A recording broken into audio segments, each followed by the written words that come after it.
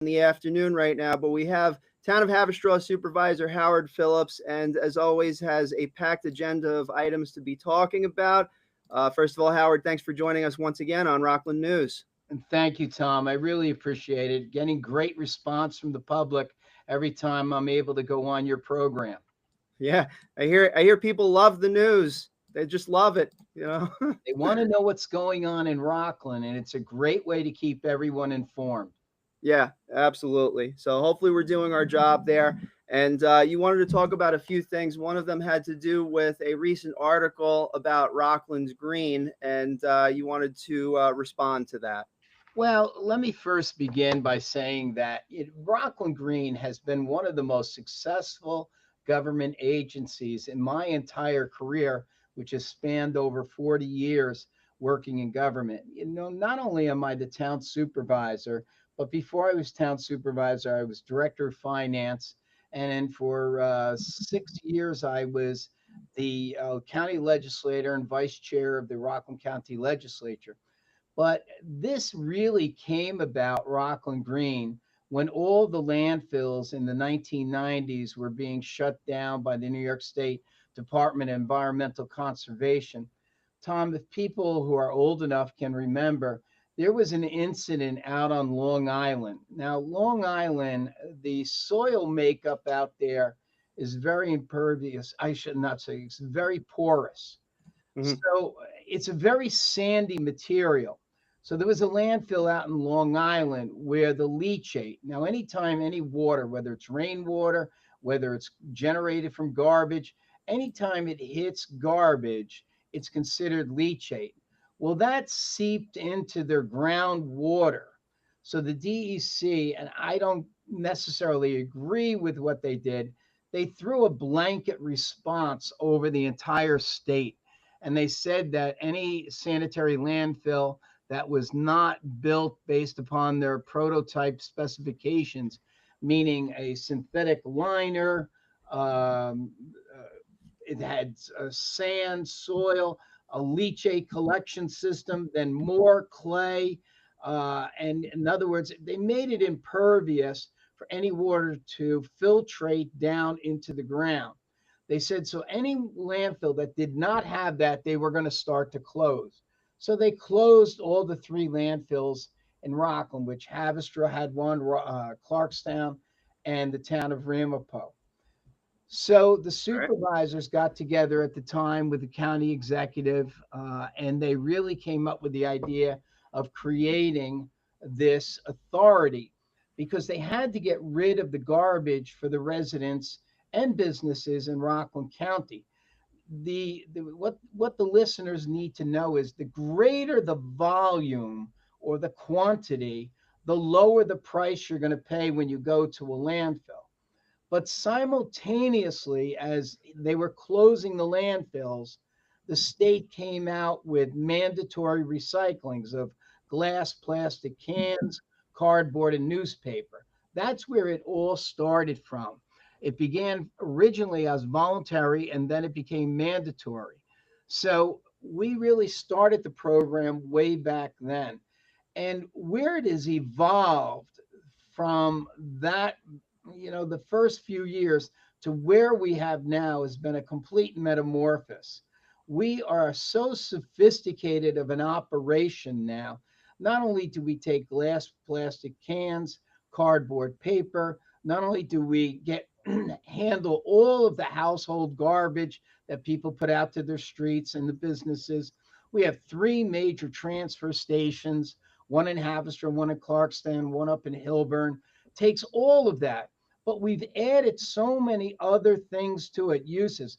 One of the most successful things that we have is the household hazardous waste because the state, rightly so, did not want anybody putting paints, insecticides, gas, whether it's gasoline, diesel gas, anything that may be considered toxic to the environment, they wanted us to clean up. So we created this household hazardous waste facility, which is located over at the Fire Training Center. Then we added other things onto that. For instance, we take all electronics now. We take your used air conditioners. We take your computers, All of that goes over to the household hazardous waste facility. But then, in addition to that, we collect grass, we collect the leaves. So we also have facilities that handle all of that. Now, it has grown over the years because the expenses have gone up, which are out of our hands. You have to remember, when I first started working here, the tipping fee to bring residential garbage to a landfill was $2 a ton. Well, today it's $99 a ton. These are Hmm. things that we have no control over. But I should also add in there, because I'm very proud of this, Rockland Green, the makeup of our board is really bipartisan. You have Democrats and Republicans that have sat on this board, and everybody has worked together. The five town supervisors are on there. I believe there's seven county legislators. There's two representatives from the county exec's office. There's two representatives of the mayors of the villages throughout Rockland. But we've put away politics and we've been doing what's best for the people of Rockland County. We have two real goals, and that is to provide a really safe and sound environment to our children and grandchildren, and at the same time, to get rid of the garbage and the recyclables at a very affordable price. And I think we've achieved that. You know, that's the other thing we should talk about, because the recycling market is so fluctuates so much, where we were getting money for certain things like a glass, the breakdown of glass. We don't get that anymore. Where we were getting money for tin, aluminum, steel, that price has gone up and down, but it is definitely down from what we used to receive for it per ton. So we have to deal with all these features. In addition to all of that, the cost of transporting this garbage and waste, whether it's garbage, whether it's recyclables, to the destinations, Tom, the price of gas has increased significantly. Now it's just started to come down, but when you're hauling this out 400 miles, you can imagine what the cost is, Right. but you Right. have to do it. it you don't have any alternatives.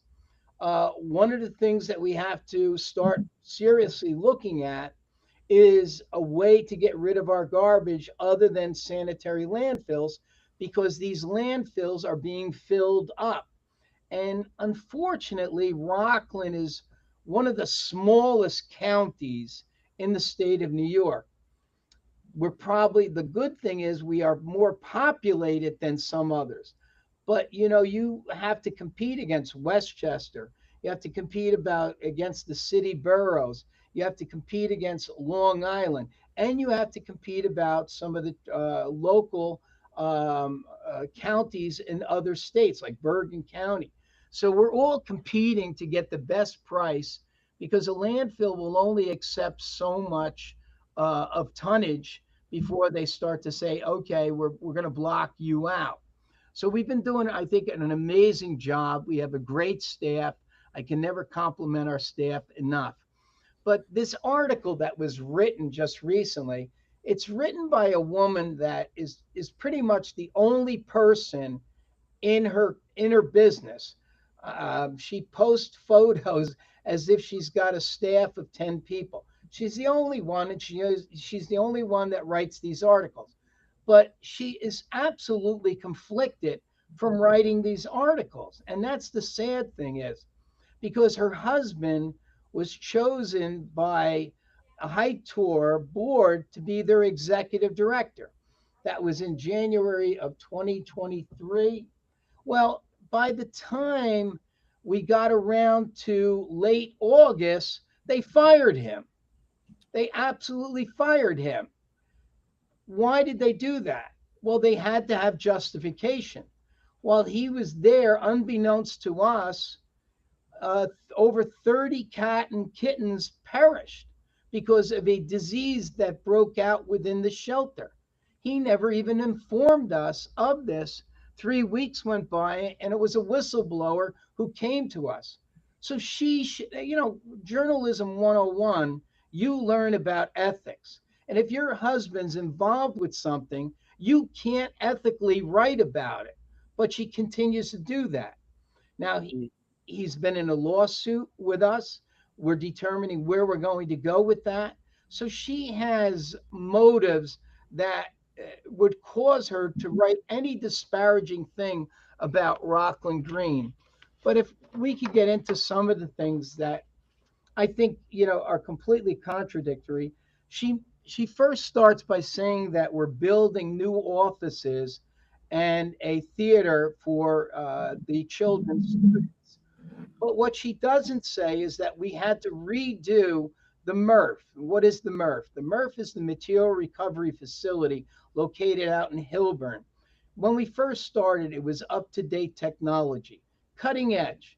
Well, over 25 years, more than 25 years, it wasn't anymore. So we had to upgrade it to make it more efficient, to handle more recyclables because the volume of glass, paper, and cans, uh, uh, I should say, it's glass, cans, and tin, and then cardboard and paper. It has increased amazingly the volume. So we had to. Now, that is where the amphitheater was. Now, Tom, you don't want to be mixing 18 wheelers in an industrial area with children coming in school buses. It's just not compatible. It's not No, safe. no. And, Mhm. more than anything, we have to make sure. Then she makes it sound like it's in the basement. It's a two-story building where the lower level is street level. And you know what? So she's saying things to disparage us immediately. But keep in mind, everybody's voting to do this, whether you're a Democrat, Republican. Now, if there was something nefarious going on, I am sure elected officials on the other side of the aisle, which I am on, would be objecting profusely to this, but they're not. They understand what we're doing. We're moving down the road and we're going to be building a facility that is going to be absolutely amazing. We're building a new shelter that everybody's going to be proud of. And can we talk about the shelter that exists now? That Sure. shelter, people literally 2 decades ago, it was out of date. It was falling apart. It was a makeshift building from the start, and everybody knew we had to build a new shelter. Now, Tom, do you and your listeners think that Howard Phillips can control the prices of what contractors are going to bid for? I mean, if I had that, I'd have the streets of Haverstraw paved in gold if I could control that. I imagine probably more music festivals too. A Probably. little partisan in there, Tom, huh? Uh, Yeah, I hope that's great too, Tom. Yeah, congratulations on that. no, no, no. It's We fine. go out, and then she I'm just said, doing my shameless plugs. That's all. "No, that's great. That's great. Hey, listen, you sound like a good elected official. I'm not using the P word now. Keep that in mind." But in either case, she said we go out for a bid. We didn't go out for a bid. We're an authority. We don't have to go out for a bid. We went out for a proposal. Now I have Jeremy Goldstein, our director of finance, here with us right now. Jeremy, the two lowest proposals, what was the difference in the total amount between the two? It was about $115,000, less than a percent. Out of a total bid of $14.8 million. $14.8 million. They were separated by less than $150,000. But Mhm. once again, she's trying to make it sound like we did something nefarious. We didn't go with the right one. We had all of our consultants and staff go over the three main proposals. And this one, everyone felt was the best proposal. So that's why we went with it. Again, it's just it's she's because I think of her hatred that her husband was let go by Hightour, and I think she's gotten herself very emotionally involved in all of this. Now, I think that when you look at some of the other things that we've been doing, uh, you're going to be very impressed. I Mhm. think that when the people of Rockland County see the new shelter, which we purchased, which again she made major mistakes upon the amount of money that we paid for it. She's, even she's going to be proud of what we built. We need a new shelter. The other thing that I think the residents of Rockland County need to know, we went out in a 5-town search to find the building because of the condition of the building now. And we wanted a location which is challenging at best because of the fact that you don't want to shelter in a highly residential area. You don't want to shelter in a highly industrial area. So we went to the other towns and we asked the supervisors to assist us as well. Well, this is the one that came back, and this location. Now, this location is down on Beach Road in the town of Haverstraw. Uh, right across the street is the Paul Piparato Haverstraw Bay Rockland County Park. It's a beautiful park. Adjacent to it is an old landfill that closed in 1996. I remember it well. I Yes, remember it it well. is now a beautiful park with scenic views where, as a matter of fact, this Saturday, we'll have to get into it a little bit. We are going to be having an air show, the Hudson Valley Remote Control Air Show, which is always a huge hit. We That's will right. have them there. So we'll get into that in a little bit else.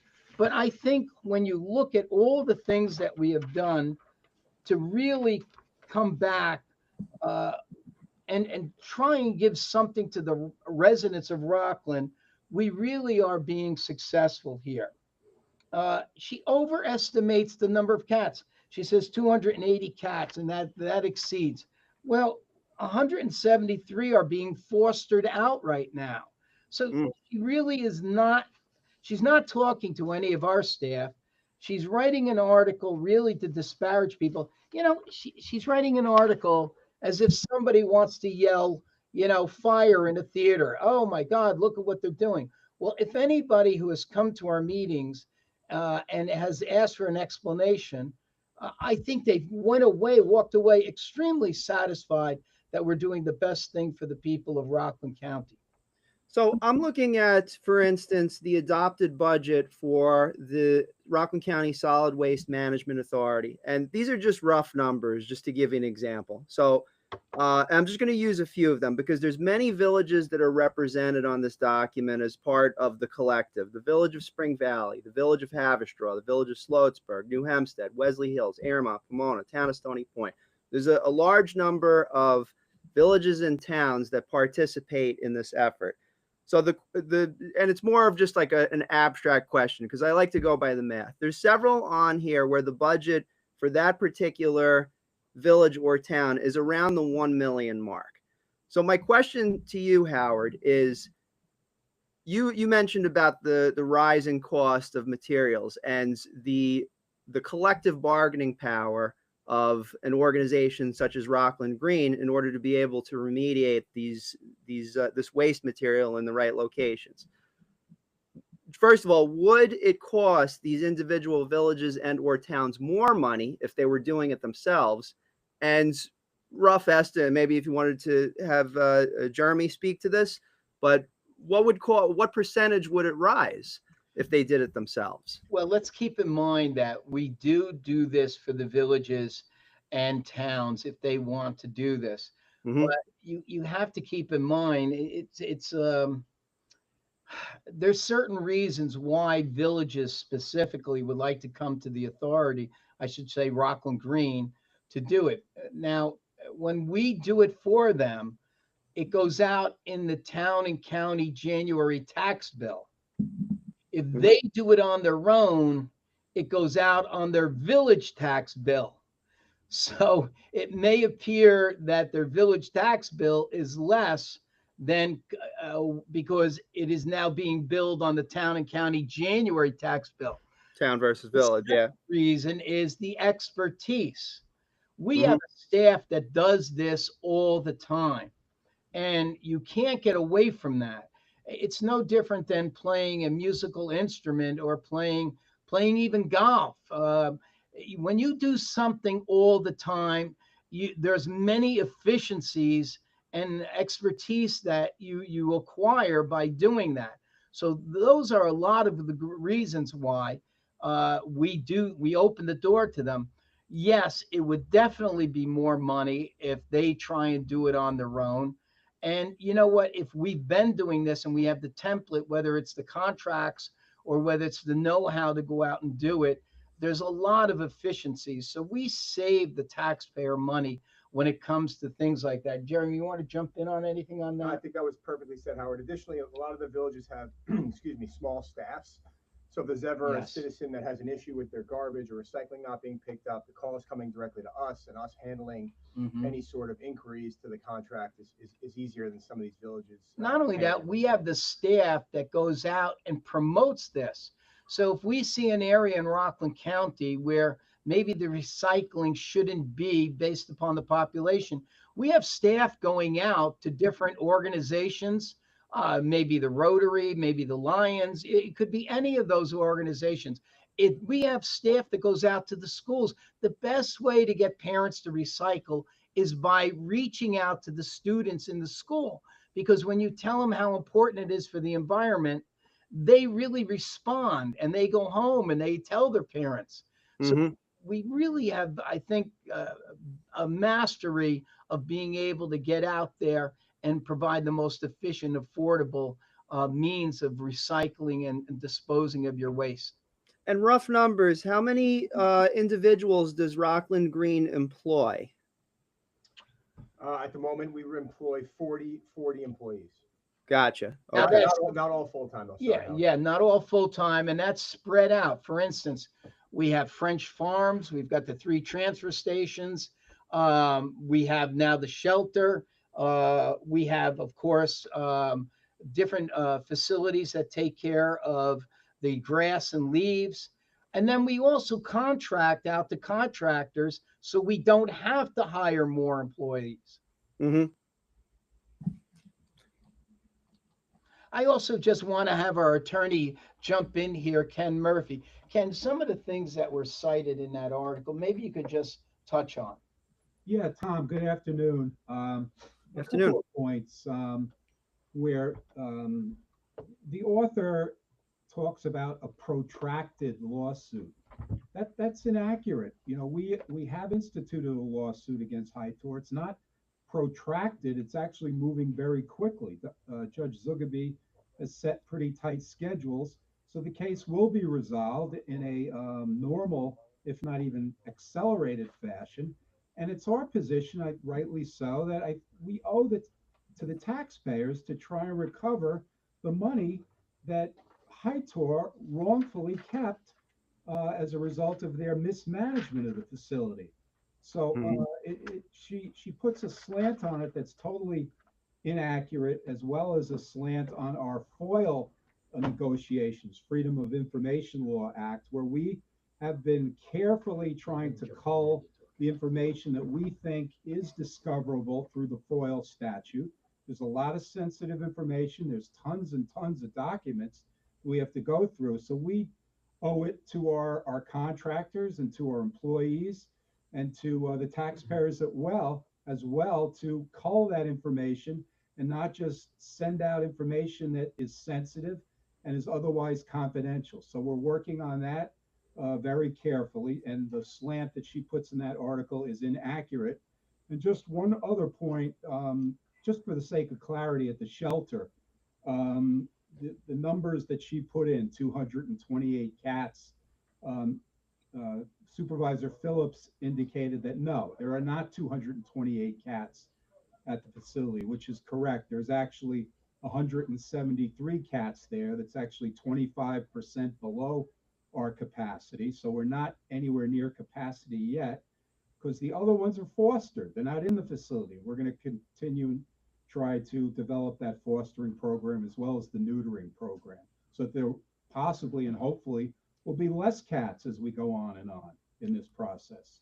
Before I have Jeremy Gotcha. just jump in a second, Tom, I Mhm. think Ken touched on an extremely important part that maybe people didn't understand. When we went out to select a vendor to oversee the shelter, unfortunately, Hightour was the only one that came out and made a proposal. No one else did. So we had to go with them. But what we did, because when they came to us, they told us how difficult it was to run a shelter because they're exhausting all their energies trying to raise money. We gave them a budget that they never had before. And we fronted it. When we began in January 1st of 2023, we fronted them 2 months up front. And then we said to them, we know you have vacancies, fill these vacancies so that that will stop. We will stop giving you additional money that you really don't have right now, that you really don't need right now. And then we can really have a true look at what the costs are going to be. And we also asked for a monthly reconciliation. Well, All come right. third month, they actually threatened to shut the shelter down if we didn't give them the money on the first of the month when the contract said the 15th. And then they actually said they would walk away from the shelter. And we're like, you can't do that. So we went back and forth. We actually compromised. We gave them half the money on the first and half at the 15th. But there were just one thing after another, no reports being issued on the animals, no reports being issued on the finances. And then keep in mind, Tom, we brought in 3 independent agencies. One was a veterinarian, one was the ASPCA of New York, one was another not for profit group for animal rights. All 3 of them wrote Hightower up how disgusting the conditions were and that we should be shutting down the shelter, finding more or less another place to take these animals. It was run that bad. And that was not like in the first 3 months. That wasn't until about the 6th month when we went out and did that. So, you know what? I just think that we have a person that is trying to be vindictive. We have a person that is not telling the people the truth. And we have a person that is just completely conflicted from reporting on this story. But I want Jeremy to jump in with another fact. I just sorry, Tom. I just wanted to clarify a point that's in this article. The author writes, budget watchers are asking why the public will be taxed to pay interest as high as 6.25% and principal totaling in excess of 40 million for the shelter over 30 years when the public authority has such deep pockets. It is important to note that the Rockland Green cannot use any funds generated by solid waste to pay for anything related to animal management because we would be in violation of our outstanding bond covenants and in default to current bondholders of solid waste bonds. So those funds cannot be intermingled at all. That's The funds have to be completely separate from each other. Completely separate. That's correct. So there again, she distorted the truth, and she did it for a reason. You know, you can't be continuing to do this. We were told from the get-go, and we said this at meetings, that the 2 funds have to remain separate because we're an authority. So where we raised money for one type of work, which was the garbage and the recycling, we couldn't use any of that money to build the shelter. It's a shame. What we are doing now to renovate the building that we have for the new offices, we are using surplus funds. So when we can use them, we will use them. And you know what? But again, this is known by all the board members. We've talked openly in the public about it. And again, I just think, you know, it's just very sad because it gets people, it gets them really angry when they, oh my God, my taxpayer money is not being spent right. So I'm sorry that she's doing this, but there are, I think nefarious reasons why.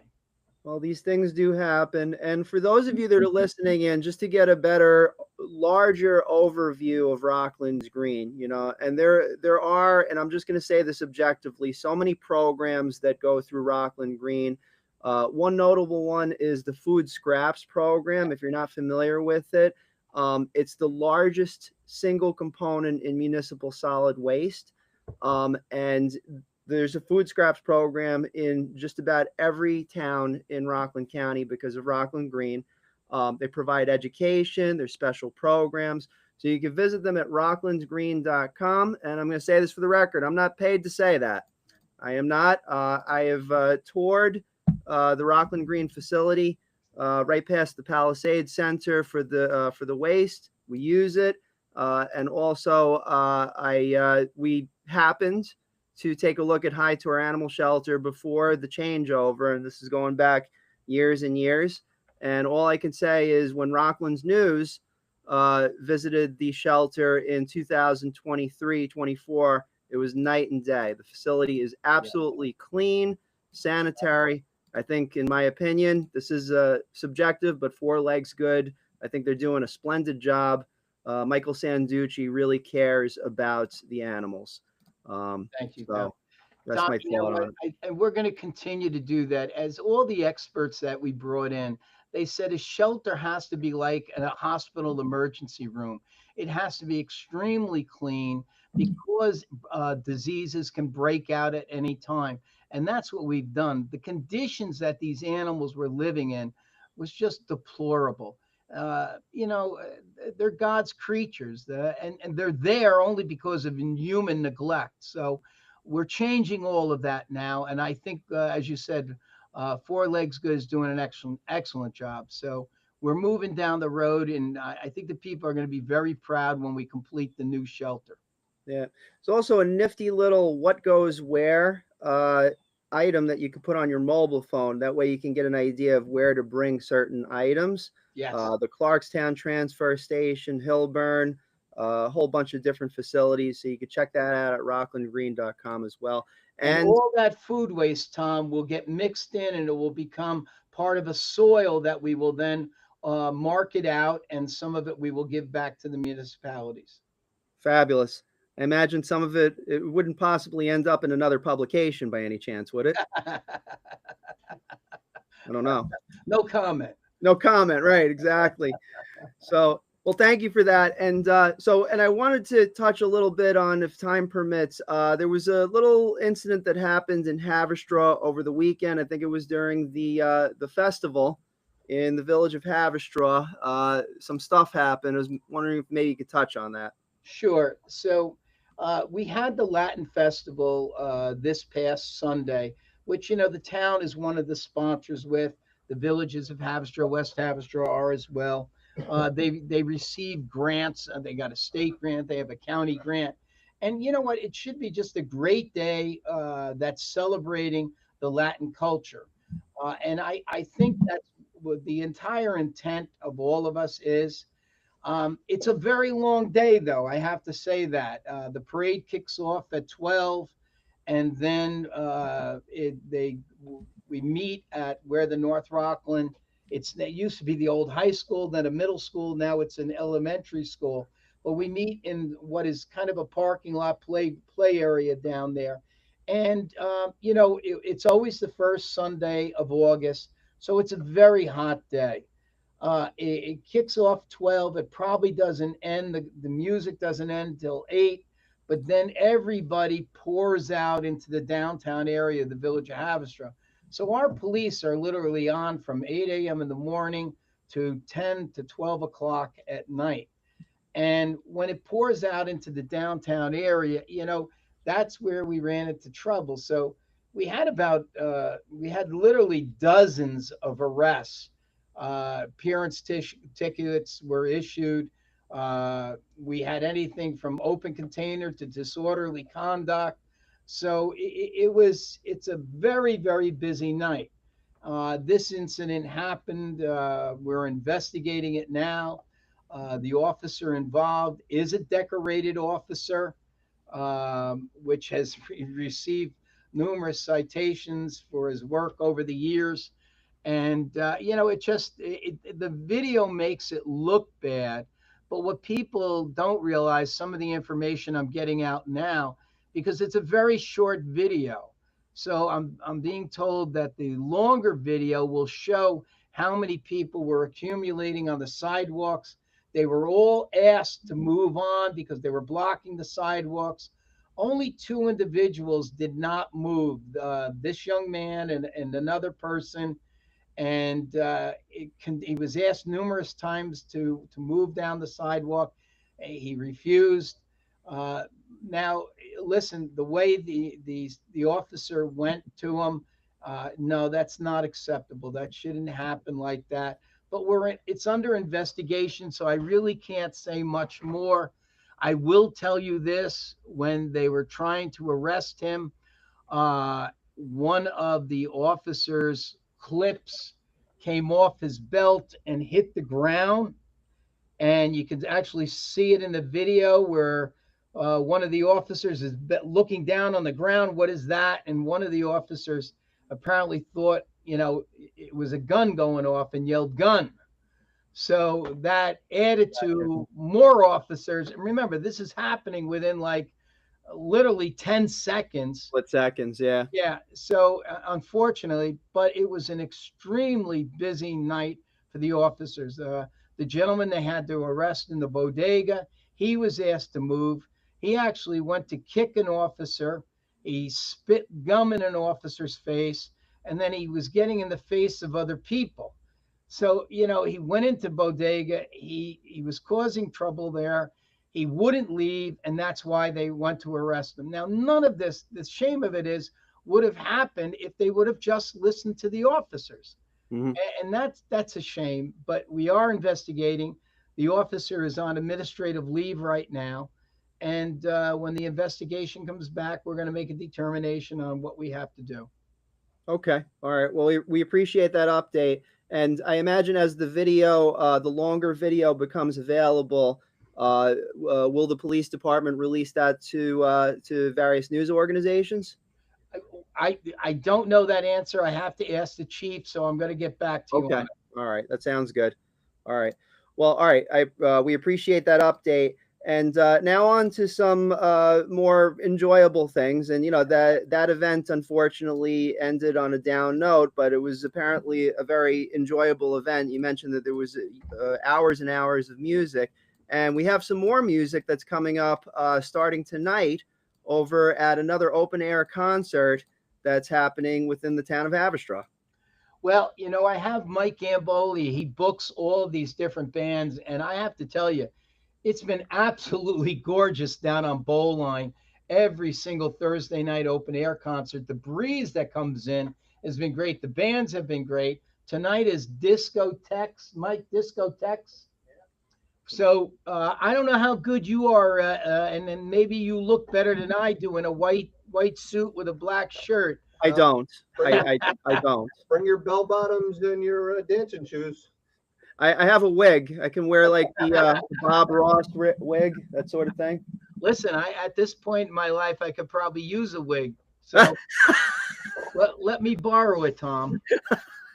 But it starts at 7:30, goes to 9 o'clock. The concession stand is open.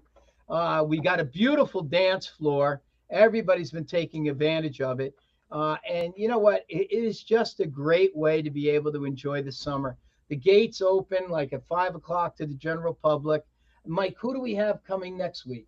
Next week we have Jersey Sound. They're a fan favorite. Everybody asks for them to come back every year, so everybody seems to enjoy the sounds of the 50s, 60s, Frankie Valli, and all the good music from the 50s and 60s. Fabulous. Yeah, I'm proud of people. And then tomorrow night you have Movie Under the Stars. We have Movie Under the Stars. I'm telling you, it never ends in Haverstraw. So tomorrow night, let's see, we have playing Moana. Moana 2. Moana 2. Moana, not just one, Moana 2. There's a two. I didn't even know there was a two. I've been told that it's about like a Hawaiian theme. It's an animated movie. Animated movie. So Tom, that's right up our alley, Tom. Yeah, seriously. That's right. We like the books with a lot of pictures in them, Tom, right? That's how I started. That's how I'll probably end. Yes, yes. And then on Saturday, we have the 13th annual. Oh, I should have said the time on that. It begins at 8:30. We have to have it begin. Bring a blanket. Well, there'll be popcorn, there'll be food, there'll be drinks, and you're going to enjoy. We'll have the big screen right in front of the bathhouse, so it'll be a great time. Then Saturday, we have the 15th annual Town of Haverstraw Air Show that goes from 10 a.m. to 4 p.m. I got to thank Bruce Leach and the Hudson Valley Remote Control Club. They do an amazing job, Tom. You'll have aircraft from 2 wingspan to 15 wingspan doing acrobatic maneuvers in the air. There's it's free to the public, free food, again, drinks, music. There'll be buddy boxes for young kids to learn how to do that. This is the wave of the future, Tom. And these guys are so professional. They have guys that are on these remote controls that flew drones for the United States military. So these guys are real experts in the field. There'll be vendors from some of the companies that make these remote control aircraft. It'll be a great day, and the weather's looking really nice. Yeah, I was there with my uncle several times, and these planes are huge. I mean, the wingspan alone. I saw this one I mentioned to you several weeks ago when you were on the Rockland News podcast. Is that they literally they can radio control these things just a few feet from the ground, where the nose is facing up and the tail is facing down. And I mean, these are huge planes that are just hovering. Yeah. It's unbelievable. And not only that, they have some that are jet fuel. They'll be traveling at 200 plus miles an hour. It really is amazing. Mm-hmm. You can So understand actually how these drones can be used as military weapons when you have aircraft that can be that small, undetected, and fly that fast. seriously, the technology has just gotten out of Yeah. my purview. I thought I had a handle on it for 15 years with web design, but now I'm just looking. I'm like, yep, it's passing me by.